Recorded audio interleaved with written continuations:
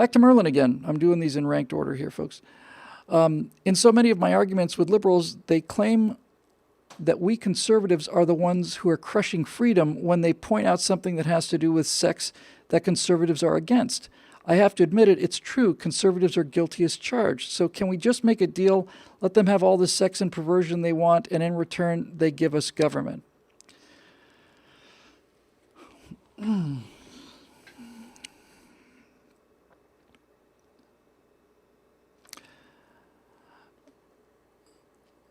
I got to think about how I want to put this.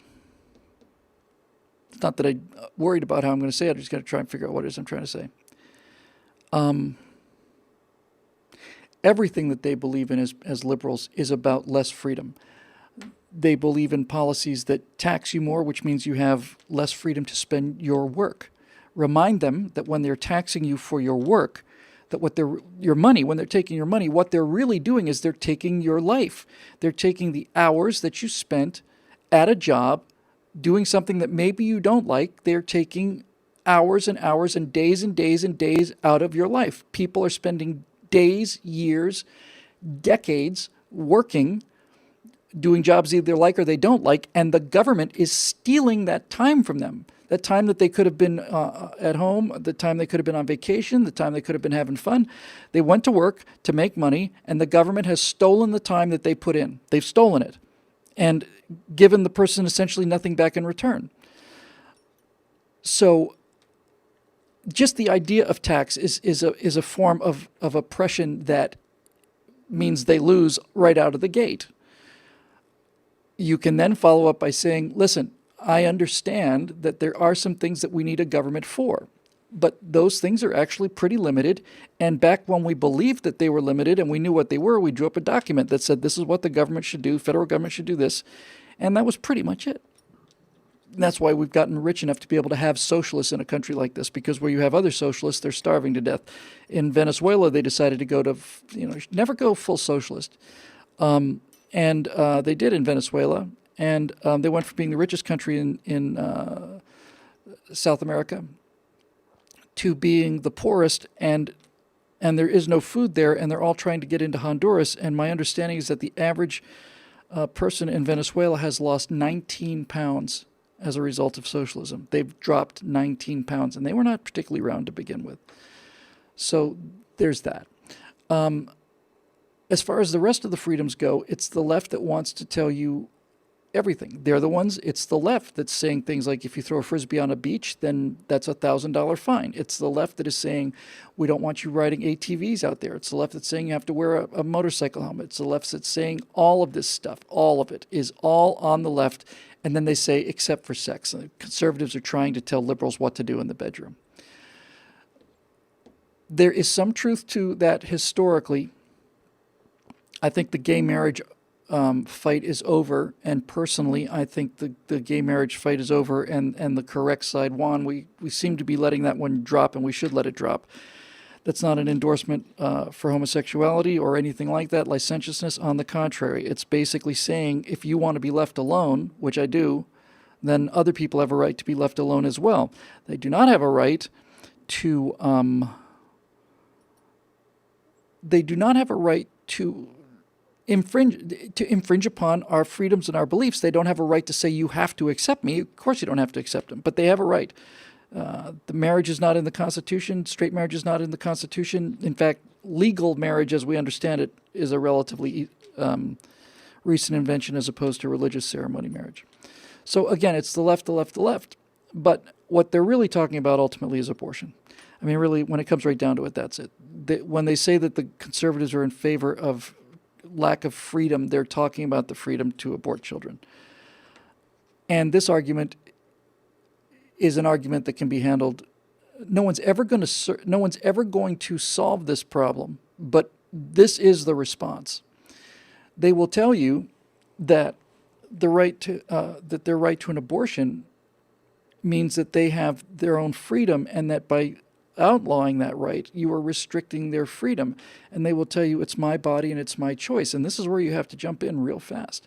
Because, I listened to that argument, it's my body, it's my choice. I listened to that argument for 30 years before I realized the truth of it, which is it's not your body. It's in your body, but it's not your body. We could take a cell out of any woman's hair, fingernails, blood, anything. We'd get a DNA match of that woman that would be 1 in something like 400 billion or 400 trillion.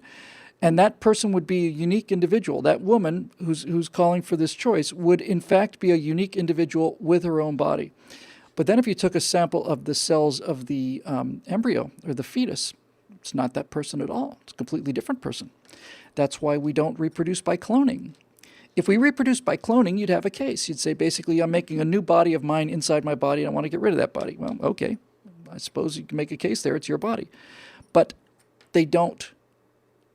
It's not their body. It's a different body. And the question then becomes, the whole issue turns on, is it a person, yes or no? It certainly becomes more person-like. I think we can all agree with that. But the question is it a person, yes or no? The problem for the left is that there is no milestone on the spectrum. There's conception and there's birth. I think we can all agree that eggs and sperm are not people. And I think we can all agree that a baby that's born, although there's some progressives that'll still go this far, but generally speaking, I think we can all agree that when a baby's in somebody's arms, the mother's arms, then it's a person, right? The problem is between conception and birth, there is no point, none, not one, where something happens like that. Things happen on a spectrum. The brain develops, things happen in certain order, obviously. But you can't put a marker down and say, this day is a person, and the day after that it's not.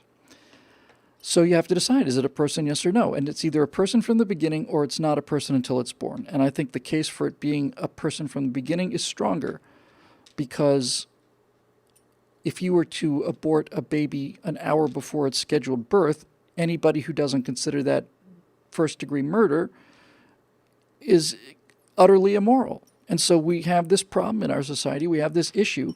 And the issue is it a person, yes or no? And if so, at what point does it become a person?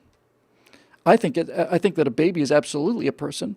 And since there is no point when it becomes a baby, as opposed to a fetus or an embryo, then you kind of have to say, well, then I guess it's a person the whole time. In any event, you've got a good argument to make against them. So if this is the only thing you're saying that conservatives are all about, then this is it. And I've made this argument before. If somebody says, well, of course even if it's not my body, because it's not. It's just not. You can't make it by yourself, and it's not your DNA. Even if people say, well, because it's in my body, I should have the right to do what I want with it, then you can go to an argument that I thought of almost by accident, and it's kind of interesting, and that is the Civil War argument. I'm not going to get into the causes of the Civil War and the whole state rights thing. The South left the Union because of states' rights, and the states' rights that they were leaving over was the right to hold slaves. Pretty simple, really. So the Civil War was absolutely about slavery. So, using their logic, the question then becomes, was the North justified in launching the Civil War? And the answer to that question is, it depends. Well, what does it depend on? Well, it depends on this. If slaves are property, as the South maintained, then the North had no legal or moral right to go marching into the South and steal their property and let their property free. They have as much right to do that as they would to go down into the South, throw open the doors of a barn, and chase all of their horses off into the woods. They'd have no right to do that. They have no right to take that person's property. If a slave is property, then the North is wrong. But here's where you kind of circle back to the abortion argument. On the other hand, if slaves are people, if they're people, then the North is correct in its invasion of the South. And I'm not going to split hairs about the timing or anything. I'm just dealing with the issue as it eventually turned out. I'm well aware of the nuances of this situation. I want to get lectures about that. However, if slaves are not property, if they're people, then they are being held unjustly. They are human beings who have their lives out of their hands. Their lives are being determined by somebody else. And we can all agree that slavery is wrong. There's not a person, you can find a person out there who believes that slavery is morally correct. There are some people who keep slaves because it's economically convenient, but in order to have slavery, you have to believe that these people are property, that they're animals. And if you don't think that black human beings in America, if you don't think that they're animals, if you think that black slaves in America were people, actual humans, people, then the North has every right to go down there and free these people from this oppression and this misery and torture that's being inflicted upon them without their consent, needless to say, and without any power to resist it. So if you are a person who is pro-choice, then you can also say, according to that logic, then you're a Confederate and you believe in the owning of slaves. How could you say that? Well, I say that because you're not considering this fetus to be a person, and the South didn't consider slaves to be people either. That's why they were allowed to do with them as they wanted. On the other hand, if slaves are people, and if the fetus is a person, then you don't have the right to do with it what you want. Don't have to like it. It's just the way it is. My personal take on this, because this is a very difficult issue, and it's not an issue that's ever going to be solved, honestly. I cannot see a world where people agree on this. But I think there's one thing we can agree on, whether you think it's absolutely simple choice, and you'll hear some abortion advocates say this is a choice just like I'd choose my hairstyle or what I'm going to wear that day. If you're that far in one position, and if you're on the other position that says that women should be denied abortions because it's a person and they should lock them up, I think even on both sides of that spectrum, at both ends of that spectrum, I think everybody can agree on one thing, and we can agree on this. While there's no milestone at which point that fetus becomes a person, there's no one event where it happens. One thing we can do is we can say that certainly we can all agree that every day that goes by during the pregnancy, it becomes more person-like, right? It becomes more person-like.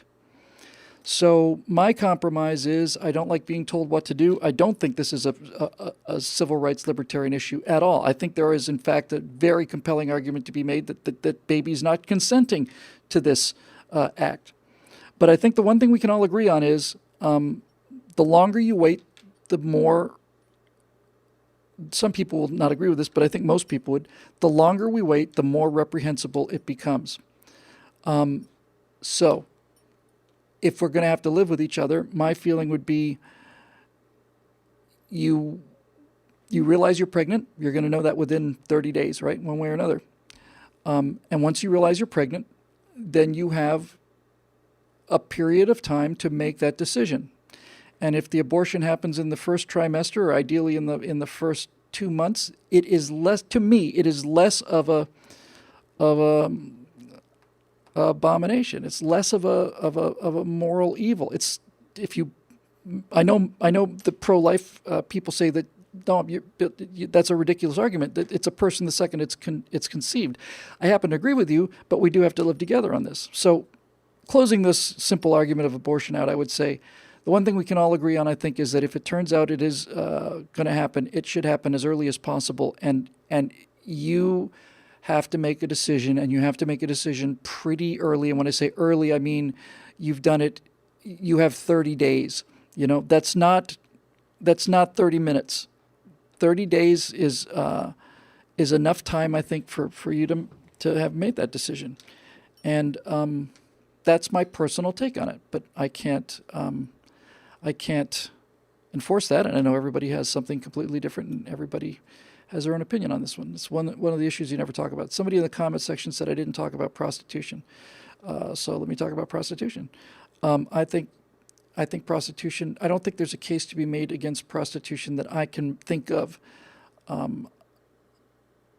It is a horrible deal. The people who end up being prostitutes are usually become prostitutes out of a state of extreme desperation. I don't think any of them particularly enjoy it. And certainly most porn stars don't. And that's a different thing. People become porn stars not out of desperation. Many of them just do it because they do it. And suicide rate among porn stars is unbelievable.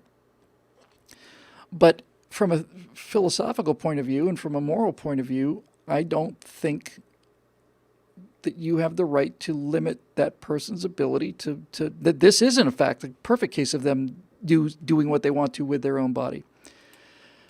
A lot of what makes prostitution such an awful thing today which is the, young women out on the streets at 4 o'clock in the morning under a street lamp in very bad neighborhoods being beaten up by pimps and all the rest of this, has to do with the fact that it is illegal. A prostitute needs a pimp to protect her because she can't go to the cops. She doesn't have the option of calling the police. She has to have her own police force. And since it's illegal, she can't call the police and complain that this pimp took 90% of the money she made plus broke her nose. So if you make it legal, I think you get rid of a lot of that. I have come to the conclusion, I've changed my mind on this prostitution issue. I think it should be legalized. And I think also I've reluctantly come to the belief that I think drugs should be legalized too, because frankly, in America, for the last 30 years, if you've wanted a drug, if you've wanted heroin, cocaine, crack, if you wanted marijuana, whatever, if you've wanted it, you could get it.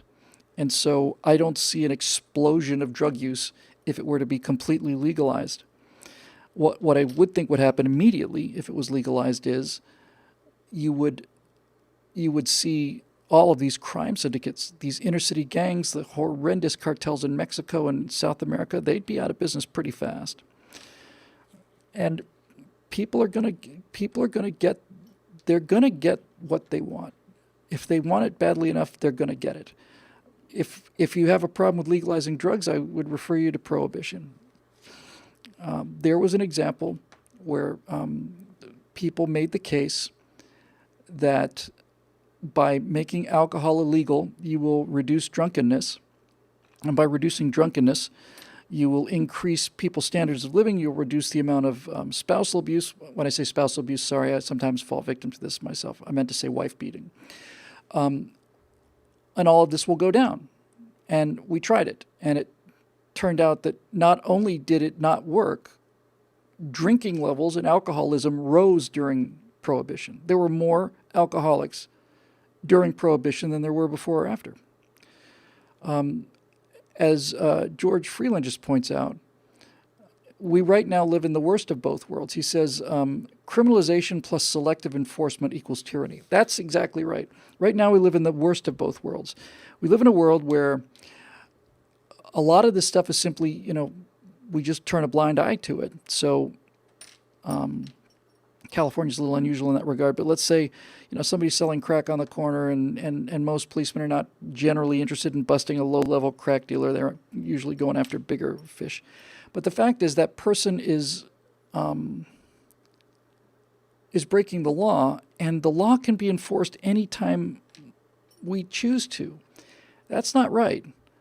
It's not right that you should be able to perform criminal activities in the light of day without too much worry about having that law enforced,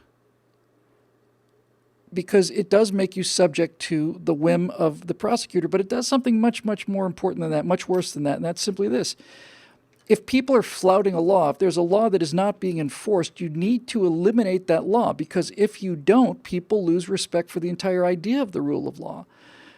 If it turns out that the state, through the police or whatever, is enforcing some laws and not enforcing others, then you need to eliminate the laws that they're not willing to enforce, because by not enforcing existing laws, they're discrediting the entire idea of the rule of law. They're discrediting the entire idea of law enforcement. You can't very well be in favor of law enforcement and have it be something, that arbitrary. Of all the things that the Obama administration did, the most destructive and certainly the most infuriating to me was he selectively got a Justice Department that backed him up in terms of selectively deciding which laws to enforce and which ones to ignore. That's not civilization. That's tyranny. You don't get to decide. You don't get to decide. It's the law is the law. If you break the law, you need to pay the price. And if you don't do that, then you need to get rid of the law. And I think the final thing to say about that is this. Allowing people to break the law produces pretty much the same effect as making empty threats with children. If a child has a temper tantrum or something, and you say, up in his room, let's say, and you say, you either stop misbehaving or else no dinner for you tonight, you have to enforce that. You don't have to say it, but once you say it, you have to enforce it. Because if you don't, then that child is going to know that you are not serious about boundaries or punishment. So if a kid has a temper tantrum and you threaten him with a punishment and he continues to do it and you don't apply the punishment, then that child has lost respect for you as a parent, not just personally, but they've lost respect for you as a parent in terms of somebody responsible for making sure they live long enough to get to 18. So then you end up with a situation that we see all the time, which is, John, put that down. Put those cookies. I'm sorry, it shouldn't be John. I meant to say Ashton. You put those cookies down right now. I mean it.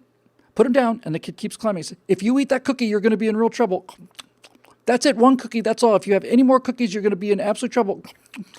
I'm not kidding this time. I really mean it. You know, you're a joke. You know, you're a joke. And I know it's very hard for single mothers because traditional conservative ideas really work really well. There's, I think, a lot to be said for the entire good cop, bad cop argument of the traditional nuclear family. And I'm in favor of nuclear power. I think the good cop, bad cop thing actually is a very sound and very effective way of modifying people's behavior, which is what we're trying to do with children. And furthermore, I think that, obviously with individual exceptions, but as a general rule, both parties are biologically suited to those roles. I think that women have an extremely difficult time being the bad cop, especially if they're trying to deal with everything on their own. Men, on the other hand, have no problem with this at all. I see kids having temper tantrums at Walmart, and I just said to myself, if this were my kid, this would be over today. It'd be over today, because they can cry and squeal when they want to, and they can say whatever they want to about it. They're going home and they're going to bed, and that's it. And so I think males actually have a sort of a conditioned biological response to that kind of misbehavior and that disrespect for authority. They don't get into sensitive mode or discussion mode. They get into this.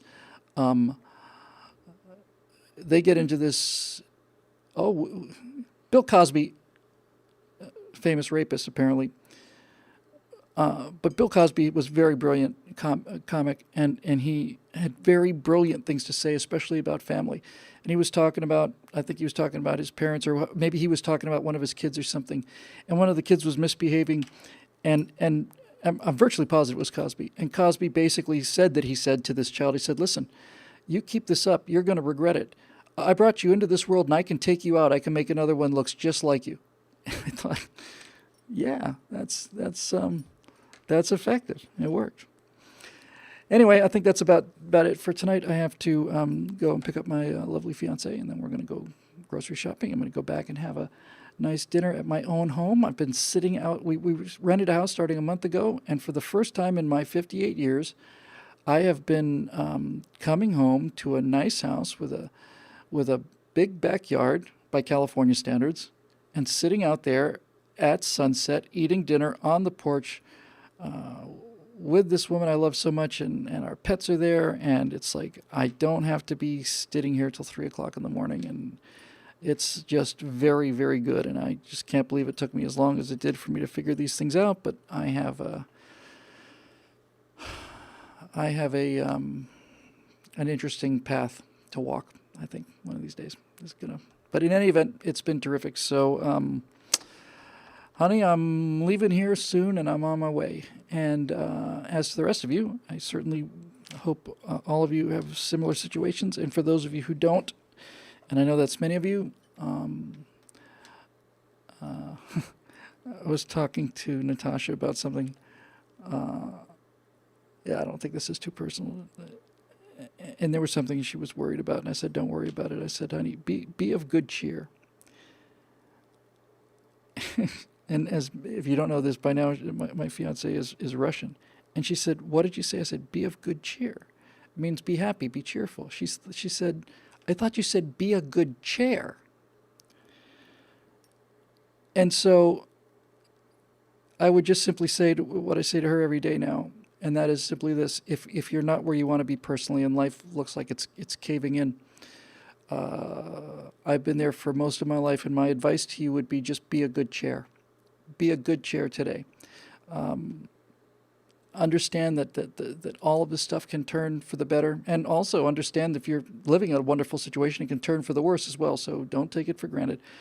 But if you're really struggling out there, I can certainly relate. My life improved very late in life because I didn't give up. I wanted to a few times, but I didn't. So if you're one of those people out there struggling with depression or loneliness or all the rest of it, there's not much I can do for you right now other than to tell you today, just be a good chair.